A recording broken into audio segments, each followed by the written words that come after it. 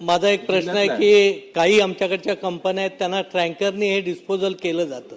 हे ट्रँकर आपल्या गावातील जिथं कुठेही रात्री अपरात्री येतात आणि नद्यांमध्ये विहिरीमध्ये जिथून कुठून वाहून जायच्या ठिकाणी केलं जातं. ही तक्रार सॅफिस्ट कंपनीचे जे कॉन्ट्रॅक्ट घेतलेले ट्रँकरवाले आहेत ते सातत्याने करतात.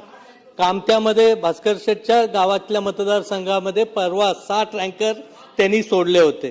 त्याचबरोबरीने असा मागच्या वेळी प्रश्न भास्कर शेठ जाधवनी विचारला होता आणि त्यावेळी आपण असं उत्तर दिलं होतं की माझ्या मतदारसंघामध्ये केतकी असेल, करबवणा असेल, मालदोली असेल, भिलं असेल, इथले जे स्थानिक छोटे छोटे शेतकरी आहेत त्या शेतकऱ्यांची मासेमारी हा छोटा व्यवसाय आहे. तिथला रापण टाकून ते मासे पकडतात.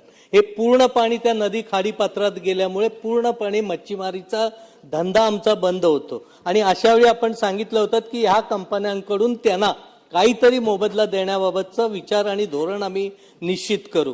तर त्या पद्धतीने काहीतरी धोरण आपण करून त्या शेतकऱ्यांना न्याय देण्याचं भूमिका घेणार आहात का? आणि ह्या संबंधी एखादी मीटिंग जर आपल्या दालनात लावलीत तर हे जे काही प्रश्न आहेत आम्हाला तिथं विस्तृतपणे मांडता येतील. तर आपण कारवाई करणार काय असं?